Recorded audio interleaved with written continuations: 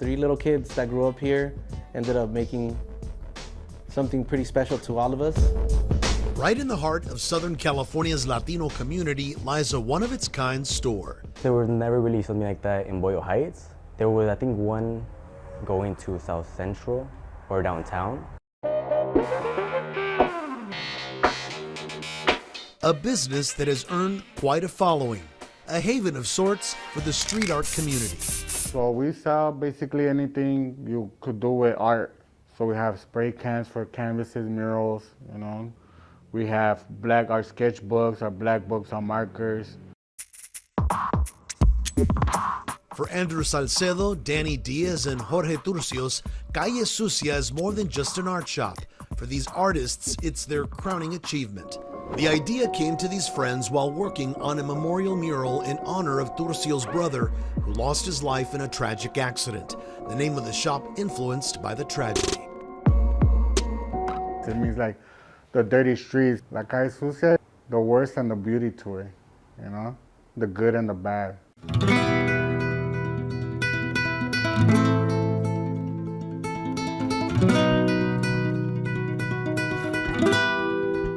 While you might think a store with ties to graffiti artists would be an unwelcomed addition to the neighborhood, you'd be mistaken. Most of those we spoke to have no issue with the business. Local flower shop owner Agustin Bonilla was one of the few willing to go on camera. Que cada quien hace el negocio. Everyone does business in a way they believe can improve their life, he says. In fact, the shop's owners believe their ties to the community is a plus. Our neighbors to our right side, to our left side, they've probably seen us grow up here.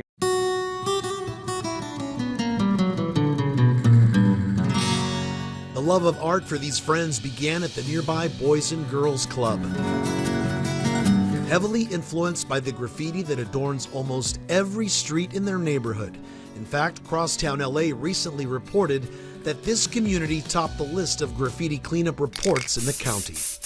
It's kind of something that just grows on you here. There was more graffiti groupings than there was like any sports. And it seems there's a whole new generation ready to leave their mark, and it's not just in Boyle Heights. Recently, Oceanwide Plaza in downtown LA became the controversial canvas for taggers. And while breaking and entering and painting on private property without consent is illegal, those among the graffiti artists community who succeeded in this dangerous feat earned some major street cred and fame.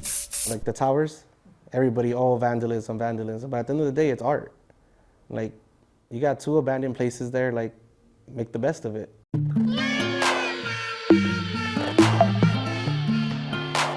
And while many kids come to the shop in search of supplies, these shop owners say they follow the rules and encourage the kids to work on their craft in other ways. Graffiti to me is like building your letter structure and basically just building your identity. It doesn't always have to be an illegal act. It's like just basically self-expression. Most can agree that freedom of expression is a universal right, but the debate over whether graffiti is vandalism or art is much more complex. Hay dos formas. There are 2 types. It can be art or it can be vandalism, he said. Honestly, I feel like this is more the city of the taggers, and it's art. So I consider it art. Yeah, you know, some of them are kind of like, but a lot of it makes the city stand out.